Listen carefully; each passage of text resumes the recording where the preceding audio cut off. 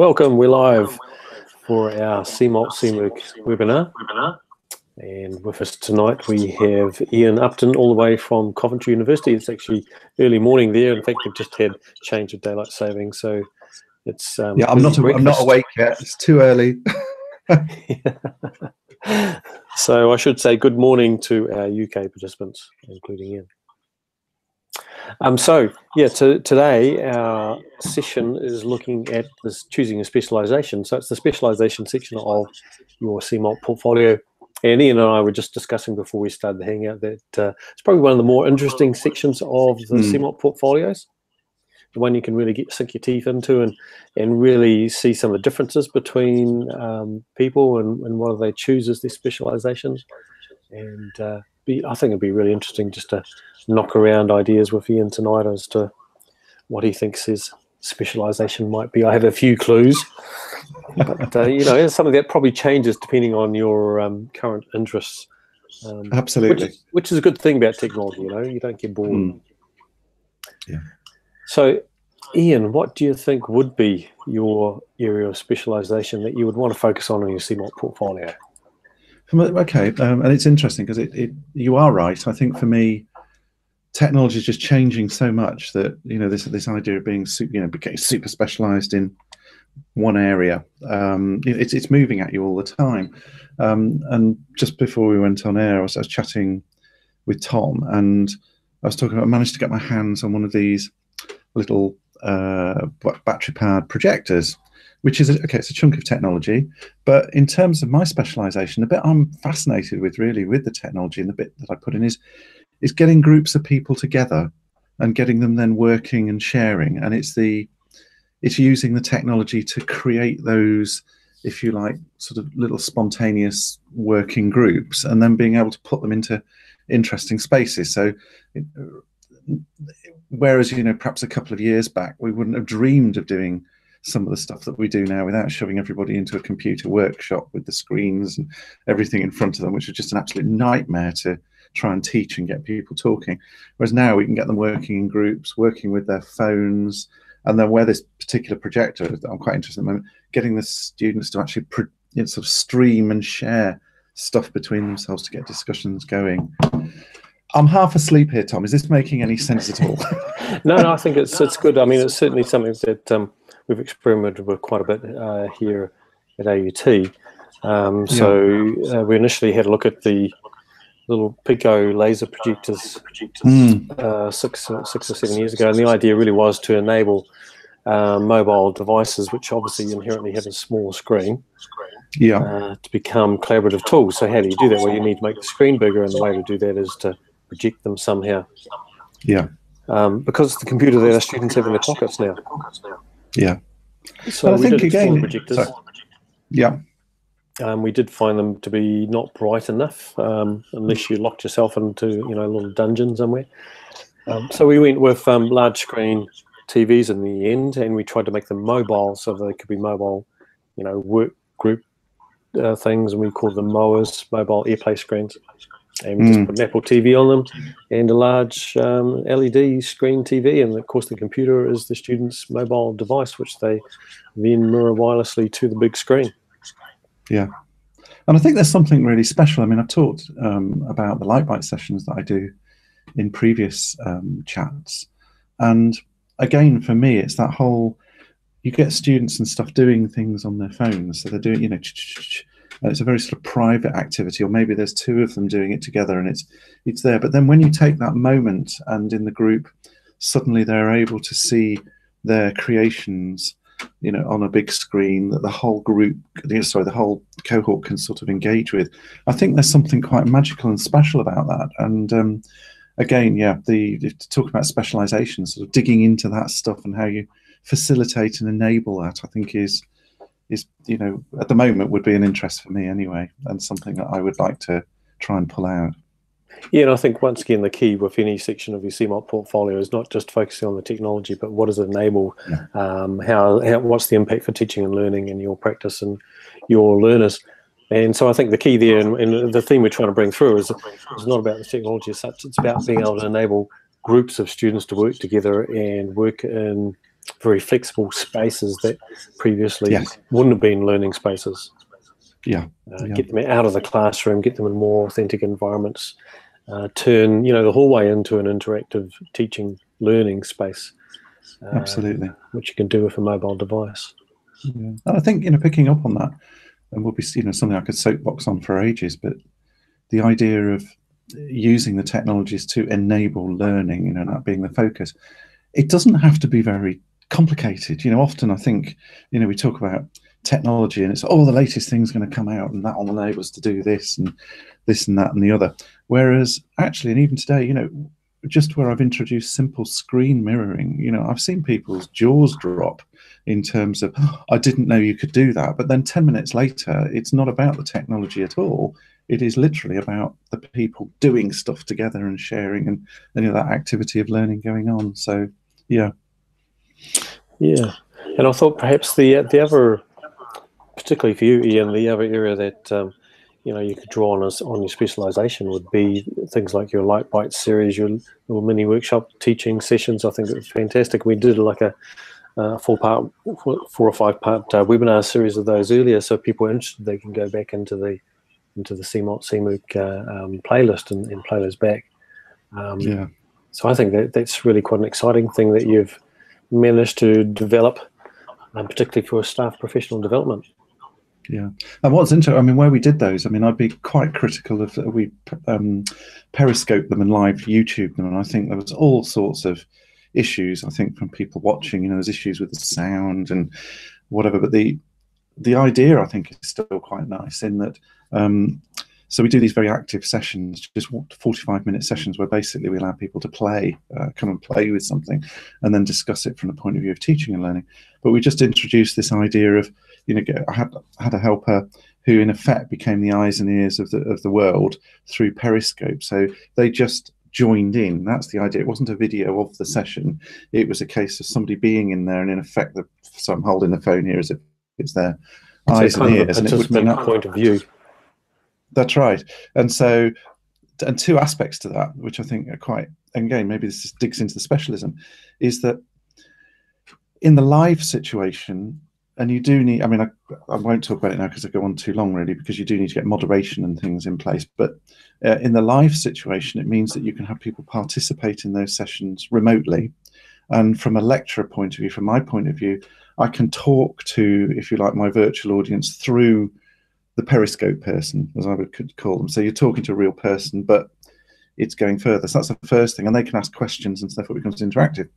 But then also, when the session is gone, it becomes an archive which people can dip into. Now, they're not able to ask questions, but the act of being in there and sort of participating, I don't know. I've got a question over that one. I don't know if it's powerful or not.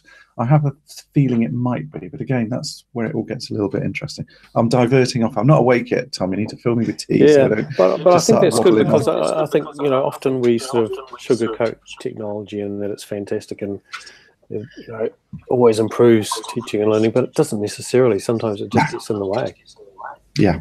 So being critical of stuff that doesn't work and how we redesigned activities to make them work better, I think is a key part of that reflection.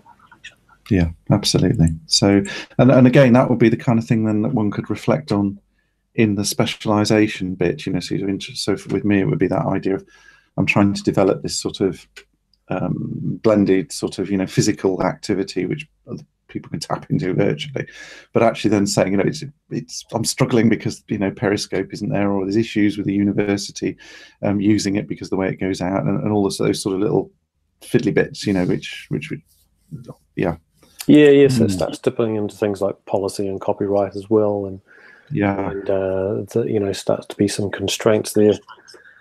But I did like the sessions that you did do of Periscope. I really enjoyed the way that you kind of basically invited the remote audience into those sessions, and I thought that was just a really nice way of doing that.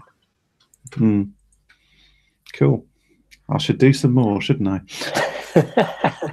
With a proper mic. With a proper mic. The CMOOC at the moment, so we might just flick back into doing a regular weekly webinar and get our guest Ian Upton to star. Yeah. I like star. I like that. So, I mean, I the guess, other area that I thought you could maybe look at your specialisation. I guess I'm picking on you because you're the only person in the hangout tonight, but I also know that you haven't finished your CMOP portfolio. So, is that whole area of virtual environments, which I know you've done a lot of work on, and looking at what was the impact of that? Why did you explore virtual environments in teaching and learning? What are the benefits? What are the the downsides? How does that improve teaching and learning? Yeah, and and I think it's an interesting area. If you dip into the more virtual stuff, I think sort of 10, 12 years ago, I was doing a lot of work with virtual spaces. Literally building spaces that people would come in with avatars and things like that. And very, very, and I still think very, very powerful learning experiences. And then using the big screen technology, almost like your movable whatever's creating these windows. I used projectors that people could engage with in physical groups, but they could engage with other physical groups virtually and all that sort of stuff. There's a lot of mileage in that, but it's what's interesting, sort of tapping into what we've talked about before, is where the technology's moved on. So we're all fixated now on these Oculuses and stuff that you slap on your head, which are brilliant technology, but you stick one of those on your head and you can't chat to the person next to you, and so suddenly the experience is quite different. But it's it really does change the dynamic, doesn't it? So but you can turn that into a bit of a spectator sport as well. So I mean, we've had quite fun watching people with the VR headsets on. And even streaming, use the mirroring technology to stream from what they're seeing onto a large screen, so it can become like a spectator event. One of the interesting things we did with a team, Claudio, one of my colleagues at a marine centre, was gave school kids kind of virtual tour of the reef, and so in the VR headset they're actually inside a submarine. And they're going around the reef, and they can look out the portholes and see different fish flying past them, swimming past, etc. And the kids loved it. But the interesting thing was watching them. So we put them on a swivel chair, and they were looking around and swiveling around, but they wanted to touch everything. So they were trying to drive the submarine and push all the buttons, but we hadn't actually enabled any interactivity. It was just passive experience. But it was really interesting to see how the kids wanted it to be more than that. They wanted it to actually be interactive. I mean, those whole areas and are just fascinating. And I think again, the point I was sort of making was a little bit the technologies, as it goes forward, they're fantastic things sort of get in the way. And one of the things that I think is going on at the moment with that early stuff I was doing 10 years ago with avatars and stuff, very valid, and still stuff to explore in there, still massive stuff to explore because the technology is sort of catching up. But where we've had the new developments, we're almost losing what are the basic things, and one of the smiles is that I teach. One of my jobs at the university in Coventry is I work with lecturing staff. So it's about, helping them work with space and actually how they say use a physical classroom or a physical lecture theatre. And you start to get in these virtual spaces, they're no different. And sort of bringing those sort of teaching ideas to those spaces and just treating them as a learning space rather than some sort of super duper piece of technology. And I think, again, when one gets complicated or, sort of gets bamboozled or blinded by the new stuff that's coming on, you can sort of sometimes forget the basic stuff that actually is very valid. It's very easy to sort of go past. And again, coming back to what we're talking about, the idea of perhaps tugging those out in the specialisation of your portfolio is really what is being looked for, I'm guessing. Yeah, that critical reflection. So the other key, I think, with any technology, and at the moment we're discussing virtual reality, but it could be anything, really is appropriate for what you're trying to achieve in your learning objectives. So had a really interesting discussion today with a sports lecturer, and this is postgrad paper. They wanted to do a bit more interactive stuff, a bit more online, and they started talking about some of the elements of what they do in the course. One of the key activities is they get students to go out on a field trip to a sports arena or to a sporting event or something relevant close to where they actually live, and interview people experience the event, experience the different sporting facilities, etc. And it just kind of flashed to my mind, well, they could do that virtually as well, or they could actually, while they're at that venue, record it, turn it into a virtual environment for people, overseas and their external students to be able to experience. And maybe those external overseas students could create a virtual field trip or something that's local for them and share it back with the other students. So the whole idea, like Google Expedition for school kids, so they can go and explore the pyramids, even though there's no way they could ever actually get there or afford it, and have these virtual, museum visits and these really rich learning experiences. So that kind of just clicked. It was kind of like, okay, so that's a core activity of what you do, and the one of the final assessments is get them to go out and do a field trip, report back on it. Why not make it a virtual experience that they can share, add value to it? That sounds great. That sounds really very powerful. And the cool thing about it actually is that as far as the technology goes, it's got to the point where it's actually really easy to do now, and you can do it on your mobile device.